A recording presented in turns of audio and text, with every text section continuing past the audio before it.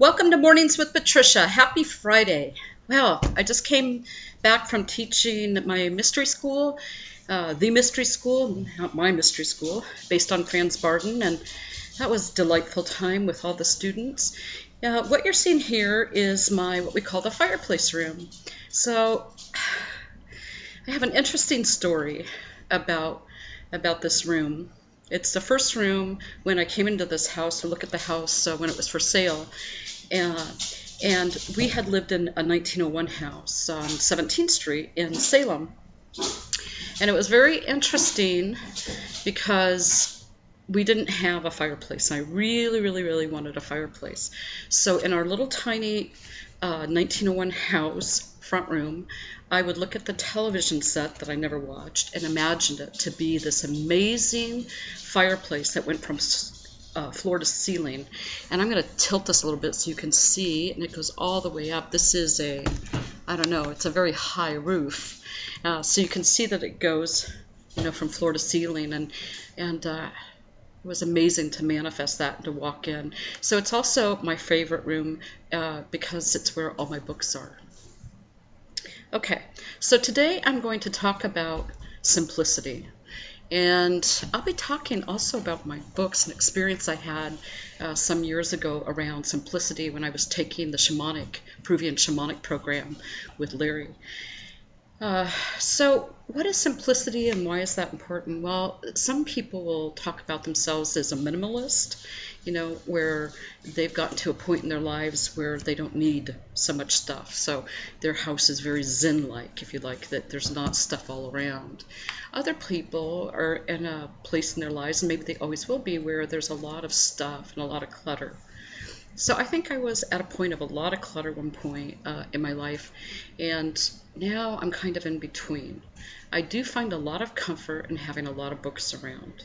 It's just something that hugs me. But thinking about it in terms of simplicity, I have a little cat that's trying to play. Sorry about that. Thinking about simplicity in our lives and how we gather stuff, material stuff, and stuff in our heads, things we think we need. So books. I feel pretty tied to my books. I have a very hard time doing Kindle. Excuse me, I'm just going to get rid of my cat here. I have a very hard time doing Kindle because I like the texture of the books in my hand. Oh my goodness, you'd think he was a kitten. What is it with these animals every time I tape? So, okay. So he's playing hide and seek with me. What a very interesting experience. So we were talking in shamanic class years ago about minimizing, and Bruce and I, the kids, typically went camping every year for a week up in the mountains and by the river, and there wasn't really any running water, things like that. It's pretty rudimentary camping. So one of the things that my family always knew about me is I always took my books, and I would take like 5-6 books, and I would get through all of them, right? And plus I did all the nature things too, but just being out there and be able to read. So it was suggested to me by the students, what if you didn't take your books and you just tracked for a week, tracked your thoughts, tracked everything. And so I decided to do that, and it was, wow. So as we were packing up everything, Bruce and the boys would ask me, you sure you don't want to take your books? And just before we left, they go, you sure you don't want to take your books? And I thought that was very telling about who they thought I was, or maybe who I really appeared in the world as somebody who needed these things around her and defined her. So that's not simplicity, is it? When you're defining yourself by the material things around you, also by your thoughts, it's not simplicity. What is simplicity in spiritual practice? It's being in the moment, not needing anything other than what you have, and all you have is now. So whether you're at work or home, if you can keep your thoughts on not needing anything, but just the experience that you're having right now, with the thoughts you're having right now, and looking at those thoughts. Are those thoughts that you really think you need to be having? Do you need your thoughts? What do you need? Well, you need food, you need water, you need air. It's good to have some human contact, but we know not everybody needs that. What you really need is yourself. The best and most important relationship is the relationship with yourself, and tracking that for simplicity. Not making yourself so complicated, your life so complicated that you get in the way of you experiencing. What would a day like that, what would a simplistic day look like? Maybe you could just be whatever appears. You don't have to have, you could just observe it.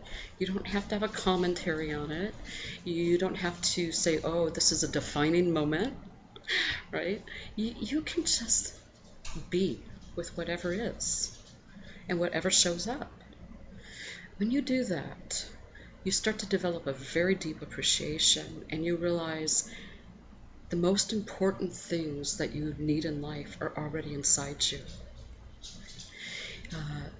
Your love, your compassion, your experience in the moment.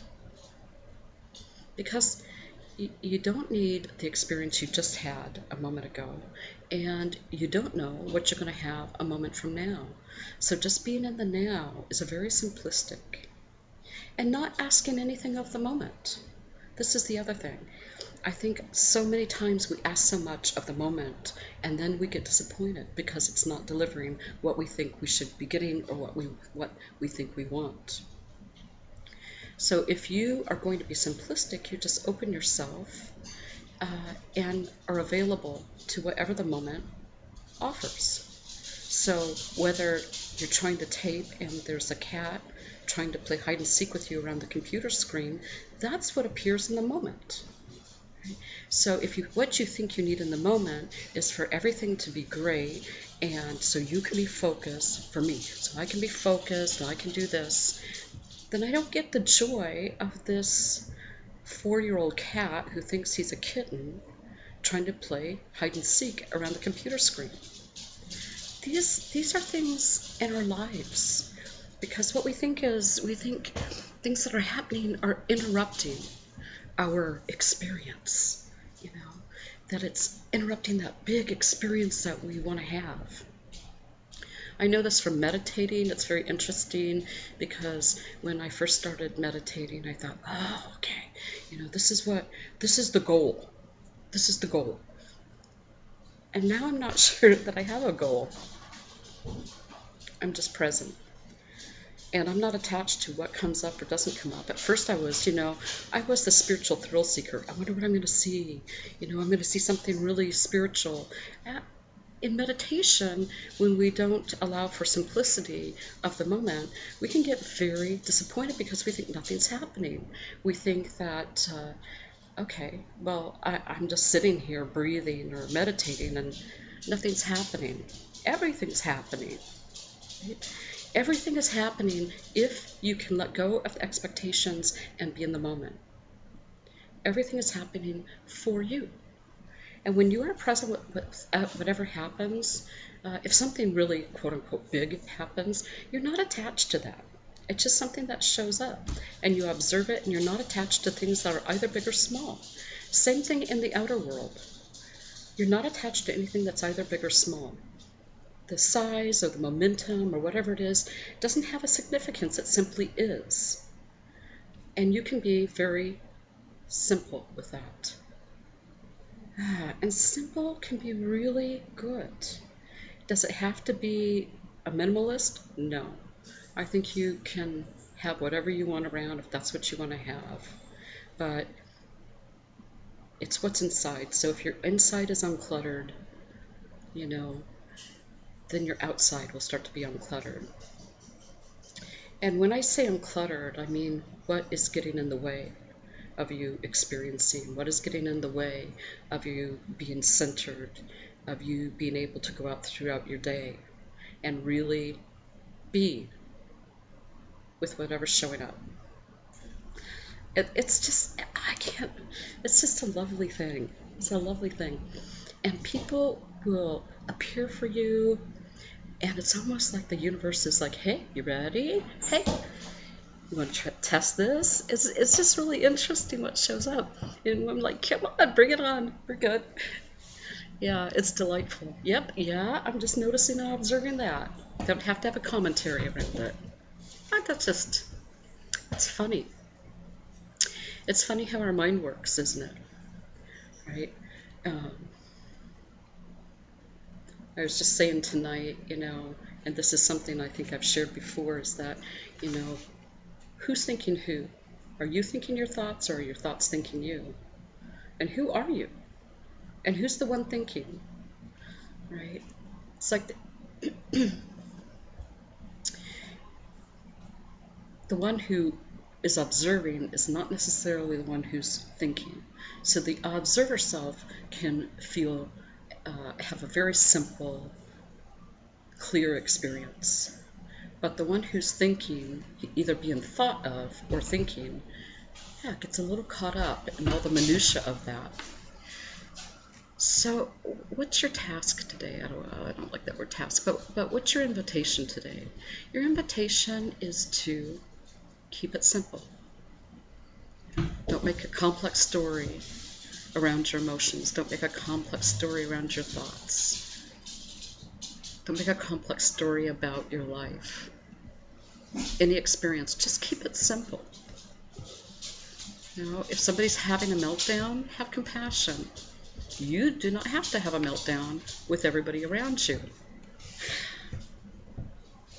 How does that feel? Just to keep it simple. Let's take a nice breath in. And out. In. And out. One more.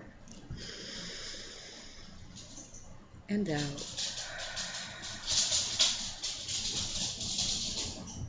Simple is the meadow of your inner self. It's the place where your child self, the spirit godlike child of you, lies down and feels the sun and enjoys the smell of the flowers and the bees buzzing. And you're so present. You need nothing else. You could stay in the meadow forever. And that experience we'll call the meadow moment. Okay? That's what I'd like you to think about having today, is finding that simple meadow moment experience. Anytime you feel chaos, anytime anything is happening, go back to your meadow moment. Allow that to be, huge and expansive within you. Lie down in that, have all the feelings, just allow that to be your day. Okay. Thank you so much. I'm sorry that I didn't feel well yesterday. It was just seemed to be a 24-hour thing, 24-hour bug, and I always miss when I can't have these with you. It's such a deep connection, spiritual work for me, and a work of love, and then being able to know that this has some meaning for you.